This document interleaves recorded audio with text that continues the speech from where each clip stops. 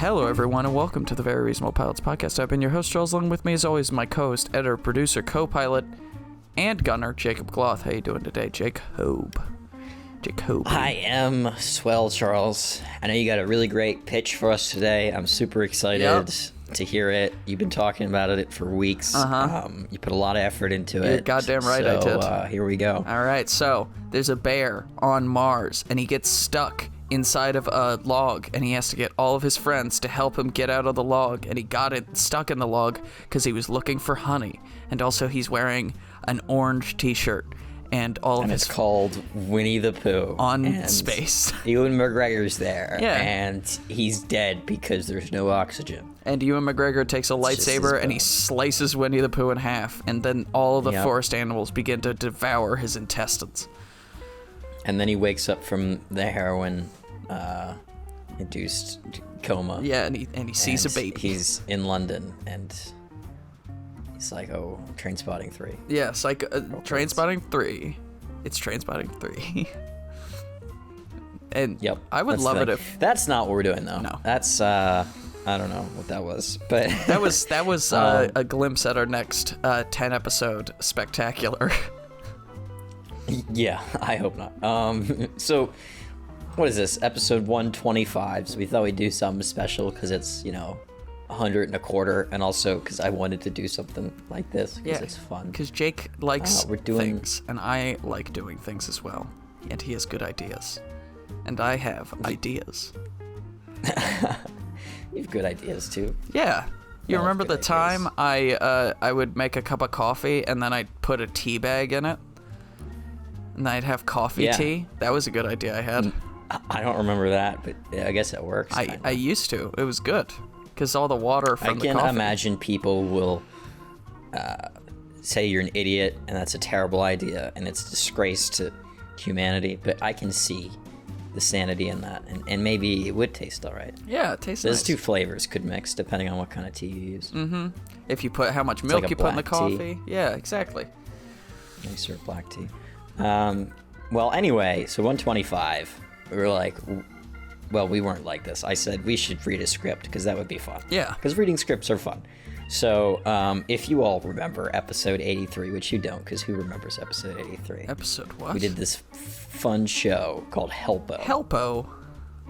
Helpo. A customer support show about like this company that like helps out people to get stranded on planets. Mm-hmm. They like call them and they're like, this is what you got to do to get out. Ooh. Yeah. It was a bit of a satire. It was fun. Yeah. It was cool. Sort of a satire on insurance companies, kind of, but not really. Yeah, a little bit. It's a comedy, and we do comedy so rarely. Usually our shows are all gritty, realistic dramas about real characters who have real problems. I think we're about 50-50. Maybe not. No, I think we're maybe like... Even when we do gritty dramas, we can't help but make jokes. Yeah, I'm trying to think of one show that we've done that's like a totally real gritty drama. We've done a lot of those. I'm guessing Human Meat. That's one. Well, for you, there's like because you can't help it. No. And I can't help make jokes while we're recording. I'm a fun boy. I have a bunch of them. Yeah, you do lots of them. Hard Boiled Noir was a gritty, realistic drama. Mm-hmm. I like that. That was fun. But this isn't a hard, realistic drama. This is a comedy with some dramatic elements, I guess. Yeah. Anyways, wrote the script, and we're going to read it. It's not going to be like episode 100 where I put all this effort into it.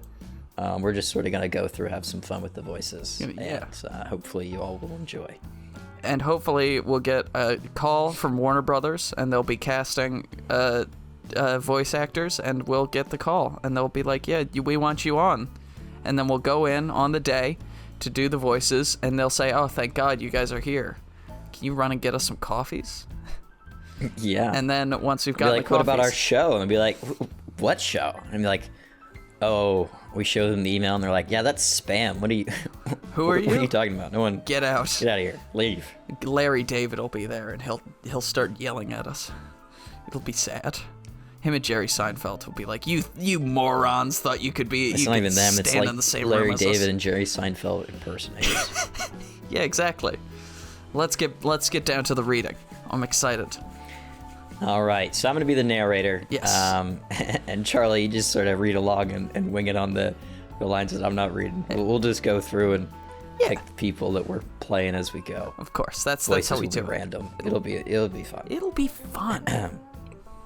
All right, let's begin. Interior toxic planet crash site. Day. The burning wreckage of a massive cruise-sized starship lies fragmented across red sands and rocky hills. The sky is a fiery red like Venus, with toxic purple and green clouds dotting the flaming hellscape. Angle on a small airplane-sized bathroom. Something is banging on the door from the inside. Loud breathing huffs through the thin plastic wall, and the banging halts. Suddenly, one last push shoves open the door, and a bruised and beaten survivor stumbles out. She's wearing an orange spacesuit with a cracked, but not broken, fishbowl helmet. She clutches her injured arm and falls into the heated sand. 10 minutes of oxygen remaining. The helmet's, that was the helmet's health system. Yeah. I don't know how to do this too. I just say who it was before. Well, out of it is mine. Okay, yeah, let's keep going. I'll read the... Close on her pained eyes as she breathes in her surroundings. The pain jolts her to her feet, and she hobbles through the ruins in exhausted distress. Her body collapses into a mostly intact compartment of the ship, the cockpit. A desperate crawl pulls her to a shelf with emergency supplies. She pops off the cap of a syringe and stabs it into her arm. Her eyes light up with renewed energy and bring her to her feet. With newfound vigor, she opens a wall compartment labeled "Use in event of crash." The door opens to reveal a small black box with white corporate lettering, Helpo. Like how I said that this wasn't a dramatic show, and it has this very dramatic opening. It's a very dramatic opening. I like it, though. Yeah. It's funny. I'm laughing already. Yep. Okay, I'll play Medj in the next scene. You play Medj's mom. Okay. Interior metro car, morning. A large LED sign outside the train's window shows the same black box being opened to reveal a Helpo emergency phone. A man uses the phone and a rescue team parachutes in to save him. The giant advertisement marks the face of a tall skyscraper in the center of a futuristic stained glass skyline. Medj, mid-20s, watches the advertisement loop with bored eyes and a phone pressed to his ear. He's wearing a cheap white-collared shirt with a flimsy purple tie. No, Mom, I don't need a suit jacket. The man in the Helpo commercials always wears a suit. I don't want you getting on there on your first day and everybody else has a jacket on. Mom, I'm positive. I looked up the dress code online. Not everything is on the internet. Moments later, Medj sits on a floating platform, waiting for the next train with his phone squeezed between his shoulder and his ear. I just worry about you, sweetheart. I'm okay, Mom, really. Don't worry about it. I'm a mom. It's what we do. Moments later, Medj is jammed into an overcrowded metro car with people pressed all around him. I don't understand why you couldn't just get a job with your degree. I don't know why I don't know what my baby wants to do anything dangerous. Great reading, Charlie. I'm sorry. I'm a little dyslexic. Maybe. Yeah, well, the History Factory isn't hiring. This is the best gig I could find with the major medieval warfare. Plus, it's not even that dangerous. Rescuing people from strange planets and destroyed ships isn't dangerous. Saying things like that is why I worry about you. Cut to exterior Helpo headquarters, moments later. Medj walks up the large stone steps in front of the towering Helpo HQ. Dozens of people rush in and out on their way to and from work. You don't even have any experience. How can they just take my baby boy and throw him into this chaos? I don't like it. Not one bit. Medj reaches one of the many glass doors at the main entrance. I don't know. The army does the same thing. Maybe they're short-staffed. Is that supposed to make me feel better? Look, I gotta go. I'm at the office. I'll call you later. Oh, good luck, honey. Be safe. If they so much as hurt Medj hangs up and walks in. Interior Helpo HQ lobby. Medj walks into the startling sight of a large corporate lobby with people milling in and out. A buzzing in his pocket startles him, and he's confused to see it's his mother calling back. What? I just got to work. Medj Evelyn Corp, you do not hang up on your mother without saying you love me. What if something horrible happened? Do you want your last words to me to be? Okay, I love you, Mom. That's better. I love you too, sweetie. Medj hangs up and sighs in relief. His eyes sweep over the masses of people stuck in their work until he spots a reception desk. With haste, he approaches the desk and smiles at the blank-faced girl behind him. Name? Sorry? Your name. What is it? Medj Corb. I'm here for my first day. You're late. I'm sorry. I thought, was told to be here at 10. It's only 9:50. At Helpo, being early is the same as being late. Now come with me. Medj opens his mouth to respond, but she's already hurrying along. He breaks his confusion and chases after her like a puppy on a walk. They run down a long hallway where a tall woman chats with a man in a construction vest. And so what I say to him, what's that beach ball to a ferret anyway? They both laugh as Medj and the receptionist interrupt. Miss Manager, this is Medj, the new hire. Miss Manager smiles and shakes Medj's hand. Should I also be Miss Manager? Yeah. Okay, I guess you already did. She was the tall woman. You already started it. Yeah, okay. Awful strange name that is. Medj, is that Peruvian? I don't think so. Strange, huh? We've got a man on the 11th floor. He's Peruvian. You've got another Medj? No. His name's Jim. Anyways, welcome to Helpo. Good talking to you as always, Gustavo. Drinks later? Definitely. Gustavo and the receptionist exit. So are you doing some remodeling or something? No. What makes you say that? Oh, the guy in the vest, I just thought that... Oh, no, that's Brian. He works in accounting. Accounting? What's with the vest, then? Oh, just in case. Anyways, let's get on with it. Miss Manager walks quickly down the hallway towards a glass door. Medj hurries to catch up while processing what she just said. What do you mean, just in case?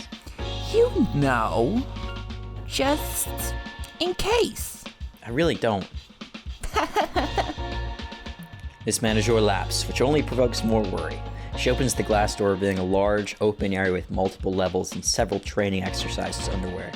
There's a huge parachute testing section that goes up several stories.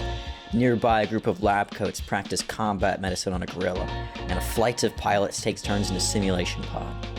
Medj sweeps over all the wonderful courses with wide eyes and excitement. Wow, this is amazing. She takes a long sniff, soaking in the smell of progress. Everybody loves their first stroll through the training room. We got everything in here. Flight simulator desk, top-tier medical training for all species, even a parachute training module for our field agents. It's just so amazing. Medj continues to wonder at his surroundings as they walk across a glass bridge toward an elevator. Everything is top of the line and state of the art. And that's not just some corporate goggle for the Toms and Janes. Wow. Yep, Helpo will do anything for its premium clients. Medj's excitement hits the wall at the word premium. Did you say premium clients? What do you mean? Miss Manager looks at Medj's surprised face and breaks into a teary laughter. Oh, honey, did you think you could get all this with the standard plan? We got a business to run. Can't really support helicopters and state-of-the-art medicine on a standard plan, can we? Wait, so the standard plan that almost all major commercial planes, ships, and everything, it doesn't include any of this? Not even in the slightest. Rescue services are only in the premium plan, as per the 1-point font in the footer of the service agreement. On cue, a retractable machine arm comes out of nowhere with the standard Helpo contract and holds a magnifying glass to a tiny line that says absolutely no rescue services are included under the standard plan. Well, what's the standard plan then? Well, that's where you come in. Suddenly, she shoves him into a small elevator. Interior elevator, close on button labeled -42. She presses it. The elevator zooms downward and Medj is forced to hold to a railing to keep upright. Miss Manager is unbothered. Abruptly, The elevator comes to a roller coaster stop, and the door opens with a ding to reveal a large office space cast in darkness. A frightened Medj peers out into the blackness before looking back at Miss Menajor. Well, what is this place? Your new home. She kicks him Spartan style into the stained carpet and rings a southern dinner bell next to the door. Fresh meat.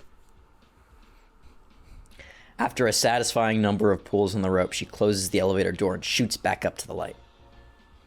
Interior, the negative 42nd floor.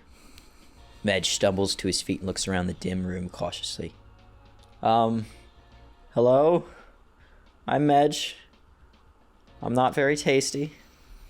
Oh no, you look kind of like a snack to me. Valerie's a girl, but Yeah, I know. guess that's her voice now. I'm giving the girls really low, like register voices because I think it's funny. I'll do Florence, I guess. Keep it in your pants, Valerie. Can someone get the lights? After a few shuffles, the pale fluorescent lights flicker to illuminate a dingy white office crushed in yellow stains. It's a big space with a plethora of cubicles and an out-of-date kitchenette. Where windows should be, screens display a tropical view. The crowd of workers returns to work as if nothing happened. Medj stands there, alone and dejected, in an abysmal corporate sea. A tall, 30-ish woman with a muscular physique looks at Medj with disdain. Medj reluctantly approaches her like she's a snake coiled for attack. Hi, I'm Medj. Are you the supervisor down here? No, I'm Florence. I'm in charge. So you're the... Don't interrupt, people. It's rude. Sorry, Florence glares at him for repeating his mistake, and Medj nods his head knowingly. If it's a welcome you want, then you've come to the wrong place. This is a serious job with serious people. We save lives, and I don't need you putting them on the line so you can get a cup of coffee. Do you understand? Yeah, I guess, but are you my trainer? You're fired. What? Yep, I don't have time to train you, so I guess we'll just have to let you go. Florence turns him around and pushes him to the elevator. Make sure you don't let the door hit you on the way out. Wait! See, he stops the push and turns around. Do you really not have anyone who can train me? Medj rolls her eye. Florence rolls her eyes and sighs. Fine.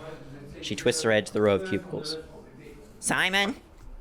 A portly man in his mid-40s juts his head out. What? You're training the new guy. Why can't you do it? Is he Bert? Huh? Ernie? Yeah, that's close enough. I'm being portly. I'm putting my gut out so I feel more portly. Because I'm busy. You're doing it, or I'm telling the HR about the vending machine. Fine. But you can't keep using that on me.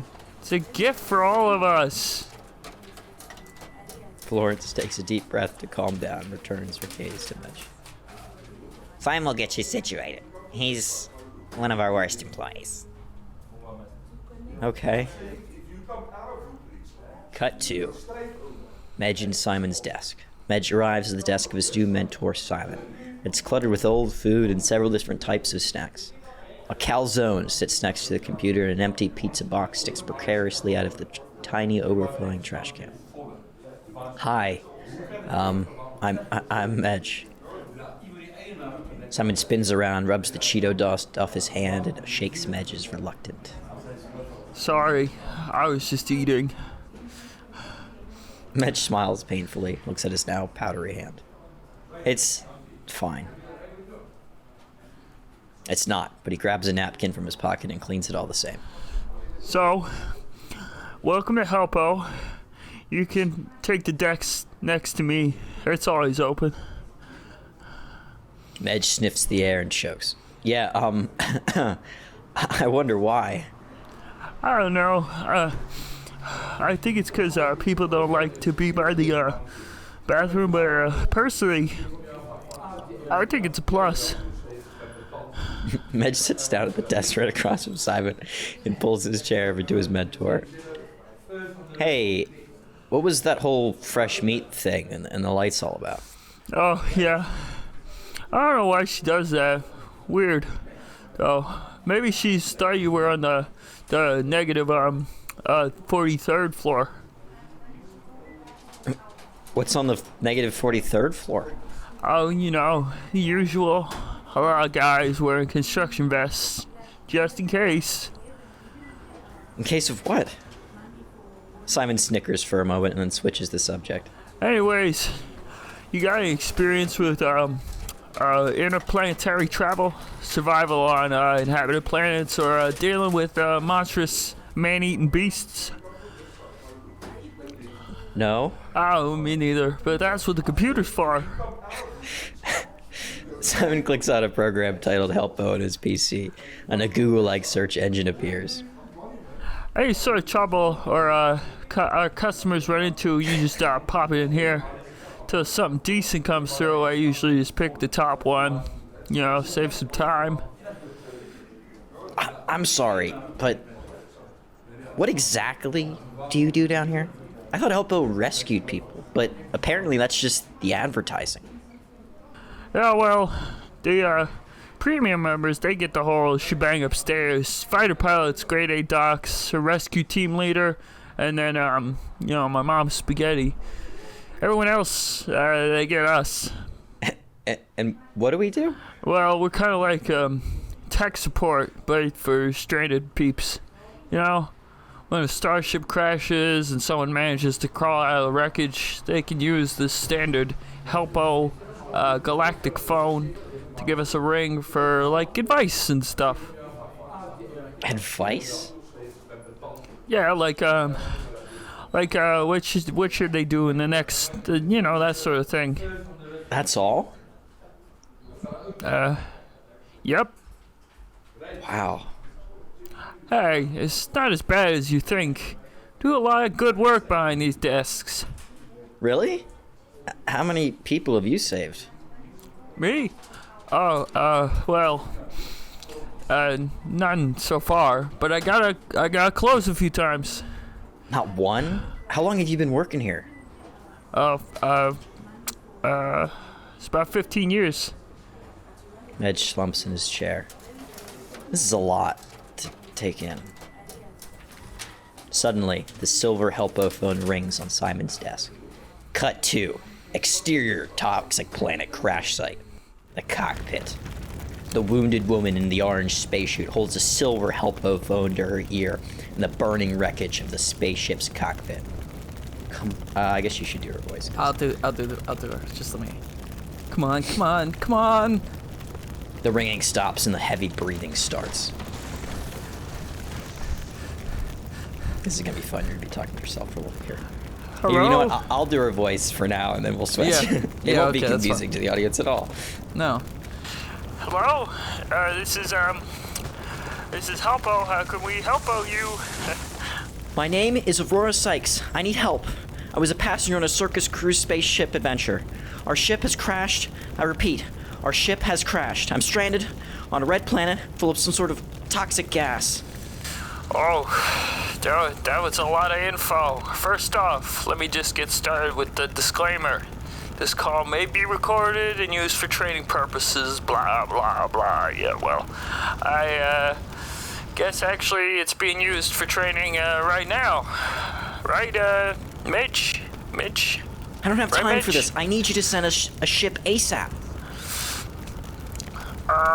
Well, according to our records, Circus Cruise is only signed up for our standard plan, which does not include any sort of rescue team ship situations. What? So, What can you do?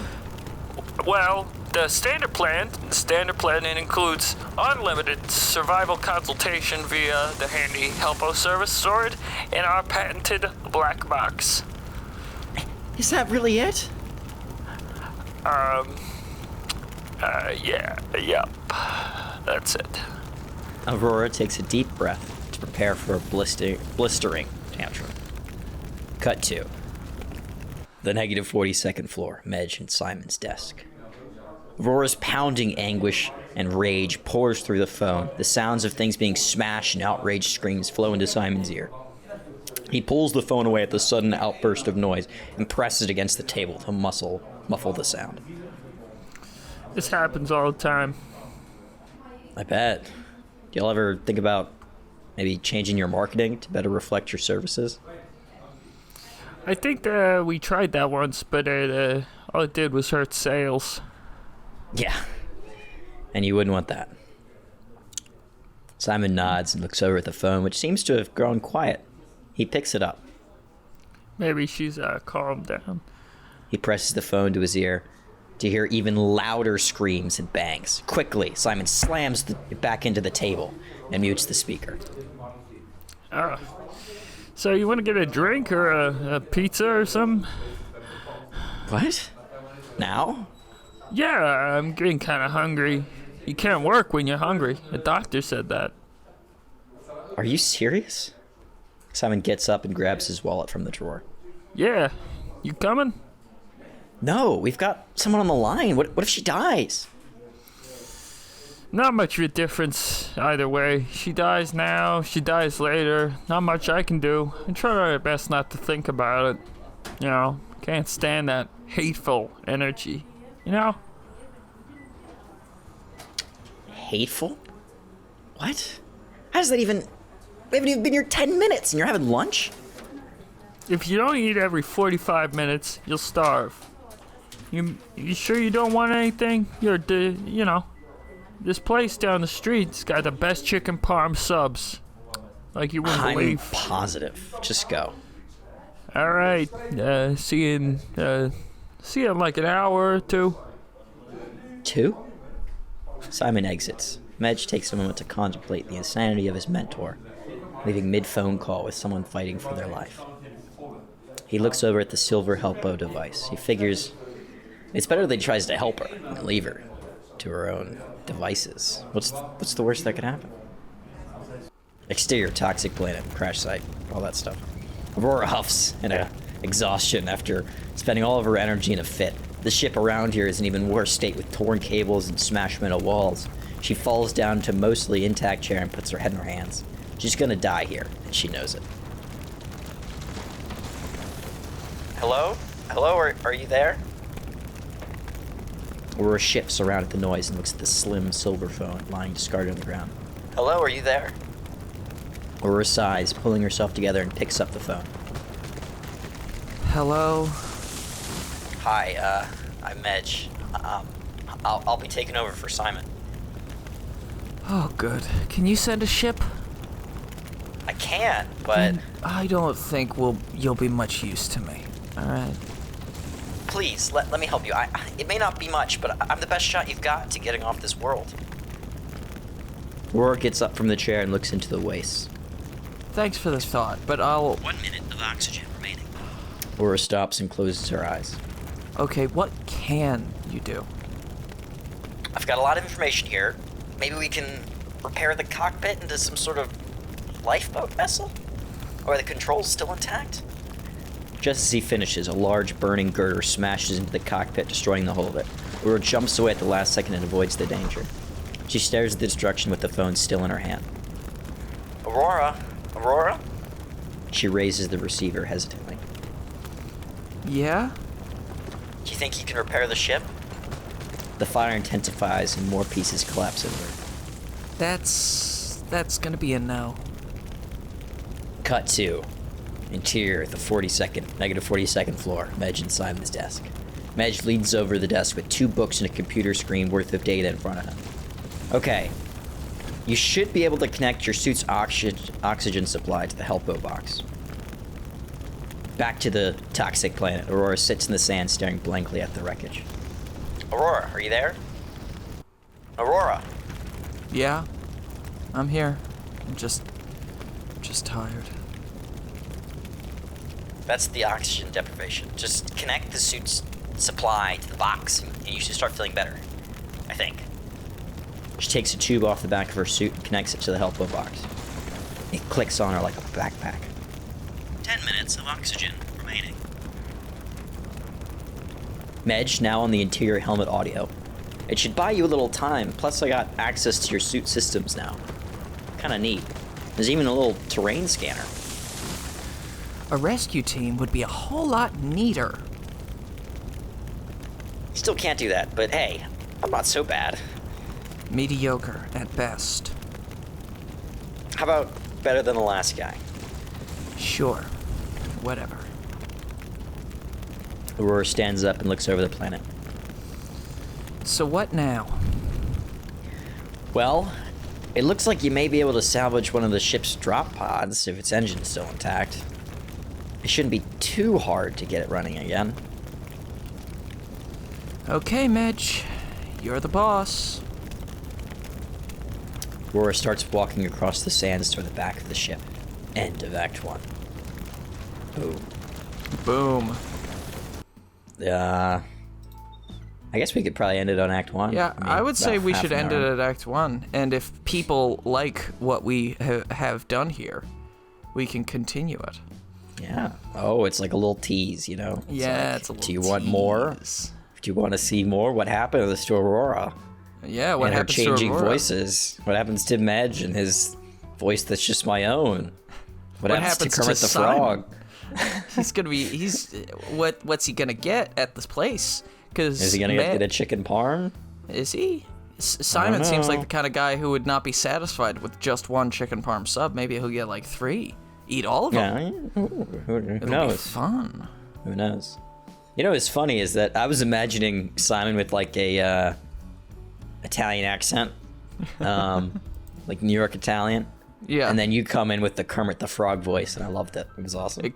Good. I'm glad. I think the So best silly. part about my voice was the heavy breathing. It was. That was my it was favorite so, part. I couldn't stop laughing as everyone could tell from my constant laughing. It was so Well, funny. Yeah, good. I'm glad we enjoyed. Did you enjoy Act 1, Charles? I did enjoy Act 1. It's fun. It's a Some fun okay show. jokes in there. It's Yeah. It's all right. You know, it's some Chicken fun stuff. parm. Peeps. Chicken parm. The place isn't really what it should be. Yeah, it's good. Yeah. Got some lady stuck on a toxic planet somewhere. Need some help. They're not helping her really. Needs a little bit of help. Of course not. Why would they? We got a She's manager not- named Manager. Good times. Menegiel. Manager. Yeah. Everybody's wearing remember the construction vest. Good times. Last week you said to me, "Oh, this episode's probably going to be much longer than the other ones," and then you made a Yes. joke. "Oh, what if it's shorter? Haha, wouldn't that be funny?" And it is shorter. Well, Then- to be fair, we're 30 minutes in. We just did Act 1. I thought we'd do all of it. No. Yeah, fair enough. But that was good. It's fun. It's a fun show. It's a fun Yeah. and it's a fun thing. I think when I do it next at episode 135, when I am doing the thing, I probably won't write a full script. I'll just do a few scenes. You know? Oh, just write one act. Just write an act, yeah. Ah, A that little could be bit of- fun. We just do one act, and then you gotta wait. You're like, damn, will we get a second act? Will we? Probably not. Who knows? I mean, maybe 135 is when we do Act 2. Oh, we could. That would be Mm-hmm. fun. I like how going into this, I was like, I'm gonna do some really fun voices for this, and then I end up just doing my own voice. But that's fun. That's fun in its own way. Not really. Good times. Well, thank you all for listening to the Very Reasonable Pilots podcast. I've been your host, Charles. Along with This me is always special my episode co-host. of This the Very- special episode of the Very Reasonable Pilots podcast. I know you I've might been be your- pitch deprived, but we did give you that bear on the Mars thing in the Yeah, beginning. Bear on Mars, and he is Winnie the Pooh. And And Ewan that's a McGregor said- freebie. If anyone wants to take that, you can have that one. The rest Yeah, of them you- are ours, but that one, anyone can have that. It's free. If you want to make a show out of that, go for it. The Mm-hmm. other ones, you have to at least like credit us. You know, in the credits, be like, Might have to do more than based- credit us.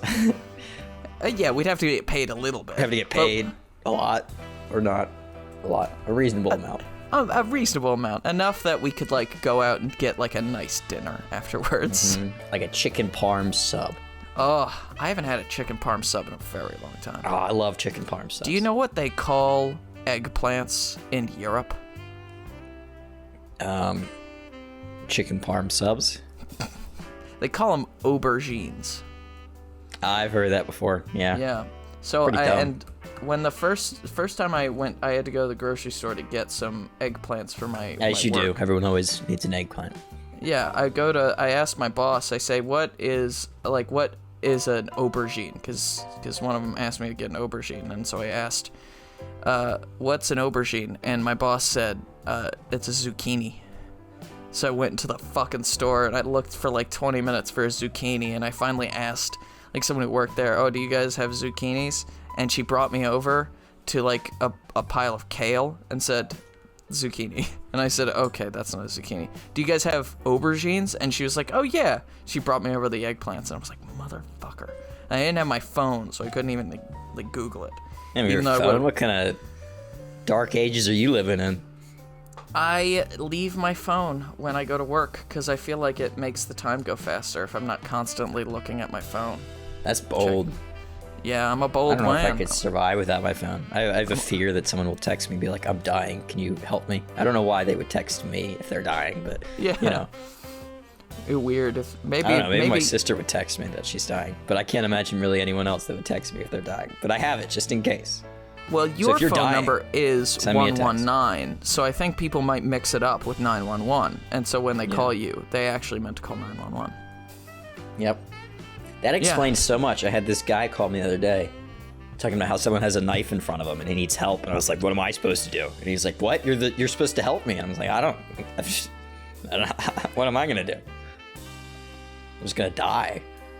Yeah. All right. Cool. Well, thank you all for listening, and have a good day. We all love you, and we want you to be safe out there, folks.